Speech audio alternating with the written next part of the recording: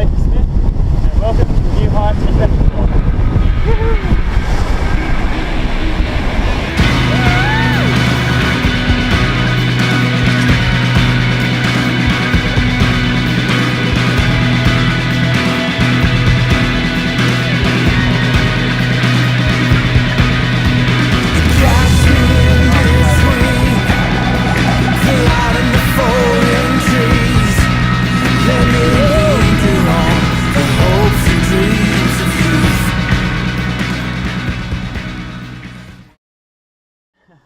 Hey, it's Nathan Smith here from New Heights Outdoor Ministries for our second episode of our adventure vlog. We're at Yarrahapinni Adventist Youth Centre, or better known as Yarra, where my wife and I have been staying for the last year. Pretty cool place to live and work. Got a flying fox, high ropes course. The beach is only a 2-minute walk, but at the moment we've got summer camps on, so it's the busiest, most funnest time of year. So what we're going to do today is catch up with some of our staff, and today will be Kris Frauenfelder, who's actually a outdoor rec guide in canoeing, rafting, climbing, all the stuff. Been doing it for more than 10 years with lots of adventure-based therapy experience and just plain awesome dude. So yeah, let's go check and see if we can find him.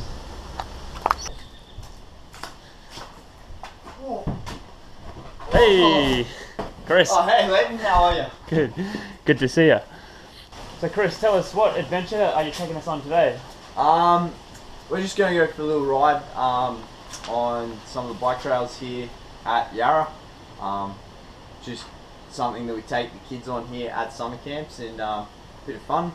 And yeah, we should have a little good session this afternoon. Cool. I'll see if I can keep up with him on the bike, because it's been a while since I've rode a bike, so should be fun. Let's go.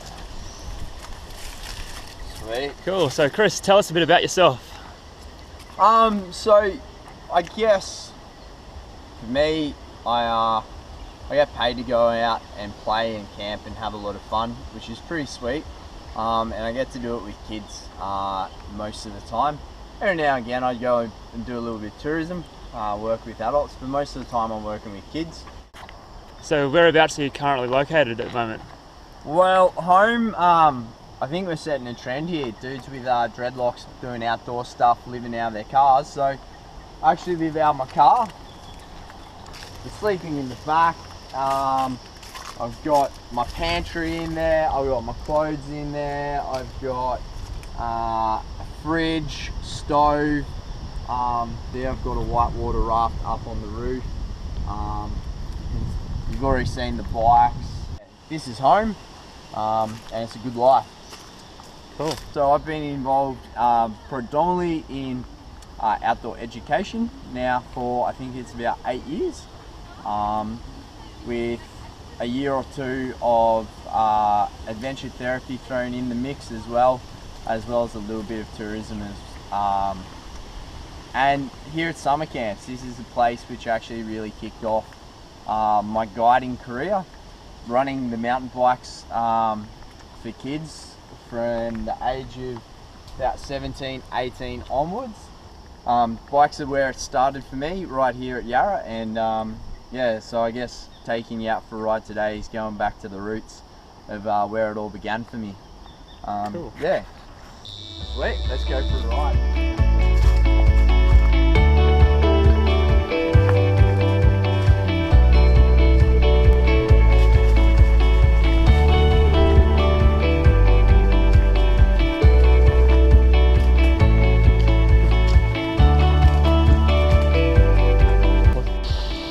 What have we got here, Kris? So this is kind of our bike jumps that we have here at Yarra, where we do most of our mountain biking with the kids.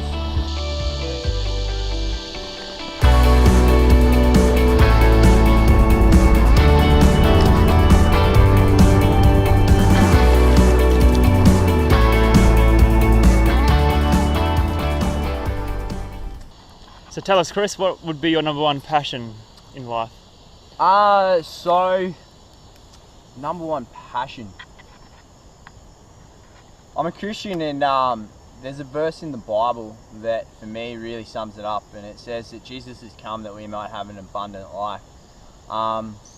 And for me, it's really about living life to the biggest and the fullest. Not just for myself, but also really wanting others to be able to live a big and full life as well. Yep, I do get to come out and play with a lot of toys, and in our society, playing with toys is what's really seen as the abundant life, you know, the youthful, you know, we get to stay young for as long as we can. And look, I think it's a great way to live, but I think the abundant life too also is about hard things. You know, we see the glory of things, but we rarely realize the hard work and effort to do that. And I think the adventure, the outdoors, is that place where we grow that. We might be learning how to jump for the first time, and my last big one, I was like, whoo, didn't think I was going to make it. Like, crashes are a part of riding. You know, climbing mountains, I like to get out and climb mountains as well. Climbing mountains is usually a big hard slog up before you get the summit and the amazingness, but if it wasn't for that hard slog, I doubt that summit would have the same awe and beauty that it has if it didn't have that hard slog. So I'm about the abundant life, but also making it aware that the abundant life has the highs, it has the lows, and it has everything in between, with the hard slogs and the ecstasy of the good times as well. So that's probably my passions. So Kris, what was your most epic experience you've ever had or been on? Probably the most epic moment I had isn't quite the outdoor epic. I was in Japan, and I was volunteering up at a ski resort. She did mountain biking, school camps, and some other things, and I was volunteering with them, and I was looking at potentially coming back to Japan and doing some more work on but on a working visa and actually working. And so I was going over to a rafting company across Japan, and just doing an interview with them and talking to them about doing some guide work. So money and currency exchange and the way their banks work and the way my card work was a little bit of a iffy one, and wound up hitchhiking over there, hitchhiking back, and by the time I got to the train station, couldn't get any money out of the bank, and the local train, which was a train that I needed, only took cash. Unfortunately, I had no cash on me. I only had card, which meant I had to take the bullet train, which was way faster than the local train, but way more expensive, which meant all my money that I had on my card was used up, which was not ideal. I wasn't sure exactly how much money I had on my card either, just because of the way it worked. And so bought the train ticket, went down the line, got to the station that my ticket got me to, and started trying to ask people for directions of how to get to the next city, which was my end goal. And the people at the train station are like, hop on this train, hop on this train. And I'm like, all right, cool, I'll hop on the train. Hopped on the train, took me down to the city of Matsumoto, which is where I needed to eventually get to make it back up to the ski resort.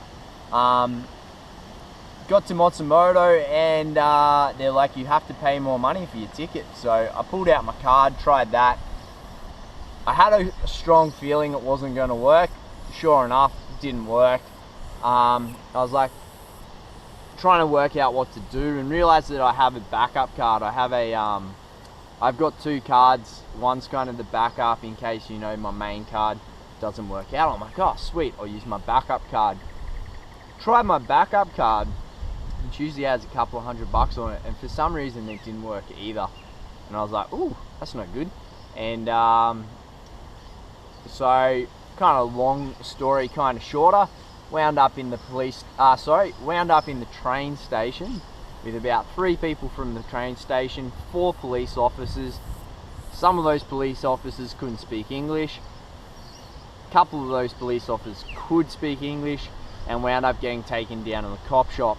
I will admit I was pretty tempted to ask if I could stay in a cell overnight, but I wasn't sure whether Japanese humour allowed for it, so I did wind up just sleeping on the couch at the cop shop overnight. And the next morning, trying to work out how and what to do with me, because they really hadn't had a situation like this before. They wound up driving me all the way back to the ski lodge, which was a good thing because I hadn't organised accommodation or a way to get back up to the ski resort either. So look, all things work out pretty good, and that was probably my most epic overseas, running out of cash and spending a night in a cop shop. So yeah, that's probably my most epic adventure I've had yet. So what was one thing you learned from that situation?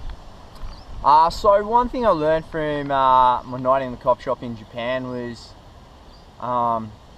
being a little bit prepared is always a good thing. If I'd been prepared before I went on the trip, I probably could have had all my money there and ready to go, and it would have worked out sweet. The second thing was, when things go wrong, it can be stressful, but if you go with the flow and allow the people around you to just be decent human beings and be a decent human being back, it works out really well. Allow yourself to be surprised by the generosity and kindness of others around you. Cool. Well, I survived the warm-up run over the beginner jumps. How was it? Yeah, it's been a while, but good fun. Good to get back on the bike. So what do you want to do? You got some ones you're working on here that you want to jump? Yeah, so this jump right here, right next to me, has been built by some of our other mountain bike staff since I've last been up here and been a staff member.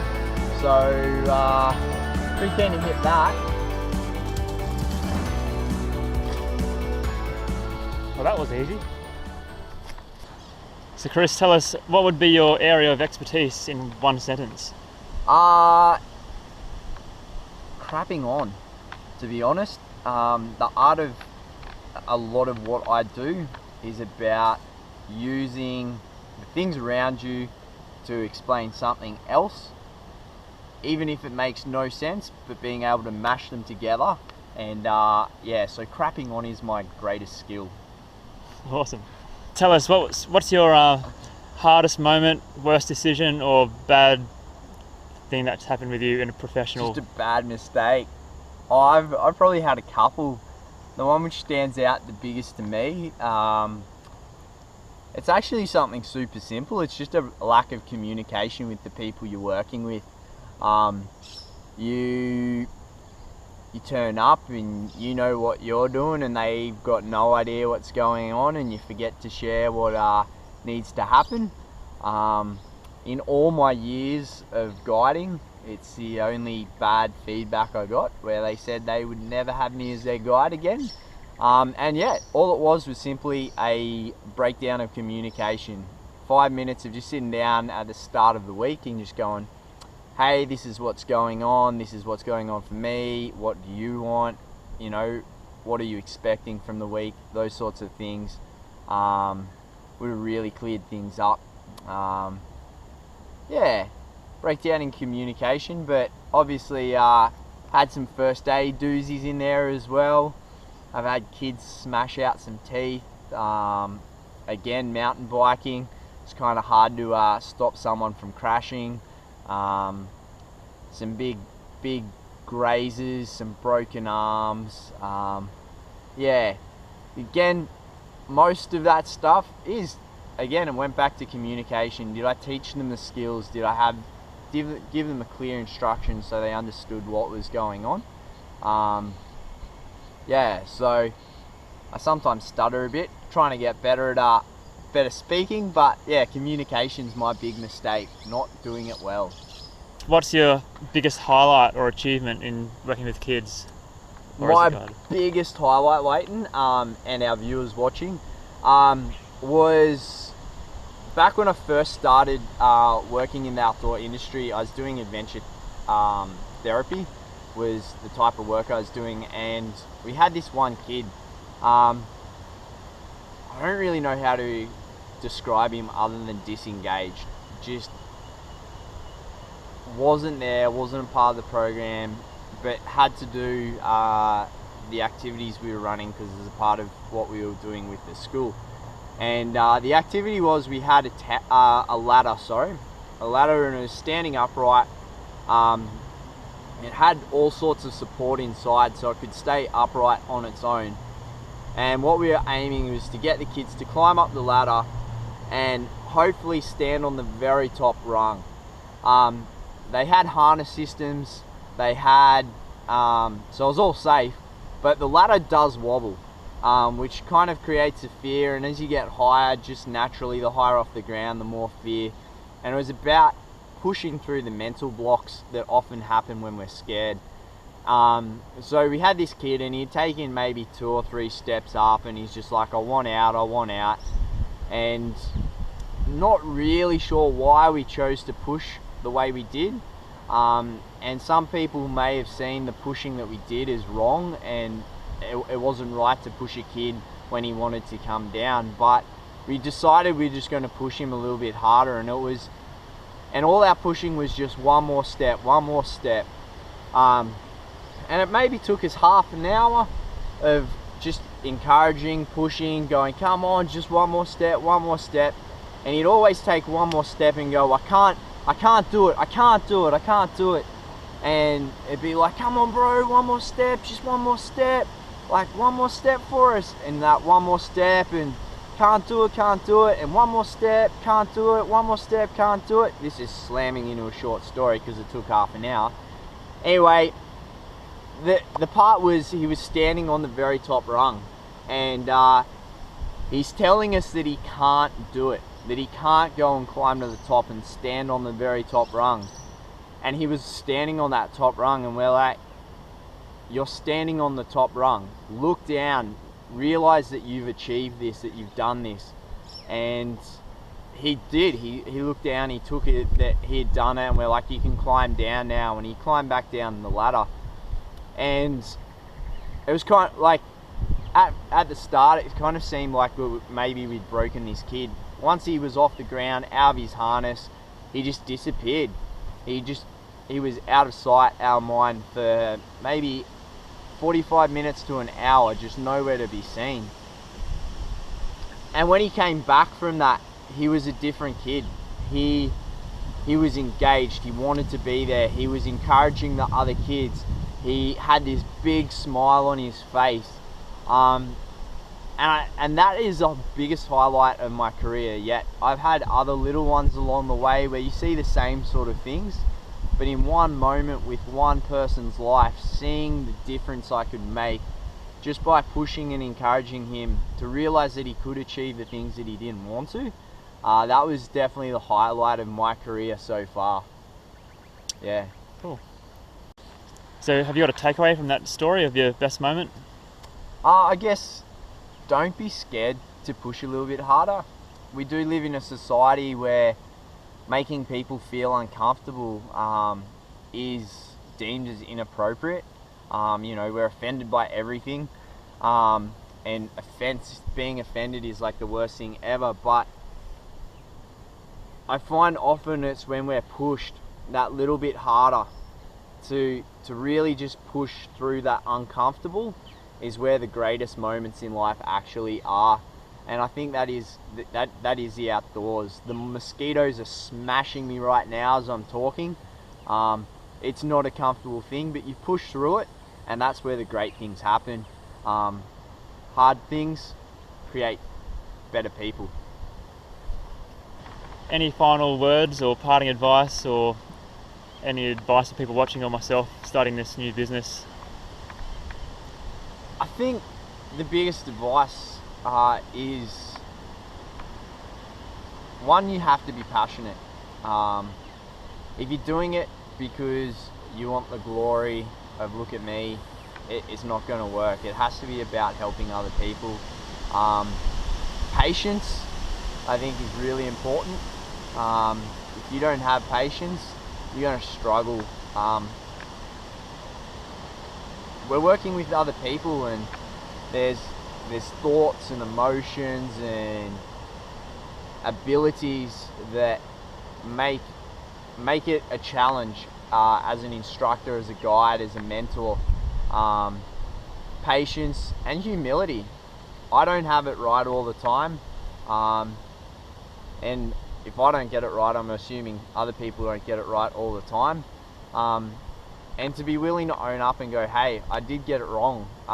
Can we try this again? I think that combination of having a passion for helping people, patience for when things don't go the way you expect them to, and humility of saying, yeah, I was wrong. Between those three things, yeah, you can't really go wrong, I reckon. Cool. Well, thanks, Kris, for talking to me and the camera and the people that are going to watch this video. No worries. So, let's ride down this hill, eh? Get out of these mozzies.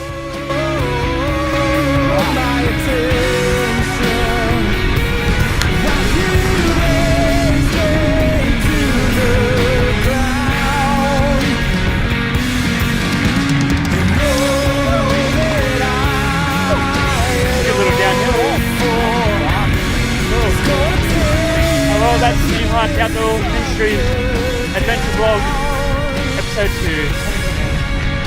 See you next time.